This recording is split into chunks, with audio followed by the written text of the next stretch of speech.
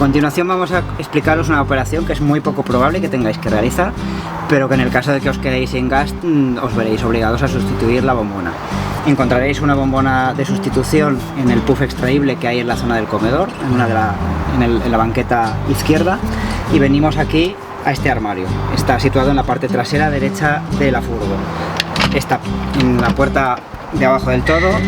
Sacamos las calzas de nivelación, que es lo que tendréis que utilizar cuando estéis en un terreno que no sea llano. Sacáis la bombona, giráis el regulador hacia la derecha a tope hasta que quede firmemente cerrado y ya podemos desenroscar la bombona. Es normal que salga un poquito de gas, no os preocupéis. Cuando hayáis desenroscado totalmente la bombona, ponéis la nueva, volvéis a enroscar el regulador en la bombona, volverá a salir un poquito de gas, lo apretáis firmemente hasta que deje de oírse que sale gas, volvéis a abrir el regulador, girando la ruleta esta hacia la izquierda, y volvéis a poner la bombona en su sitio. Volvemos a poner las calzas y lo cerramos todo para seguir disfrutando del día.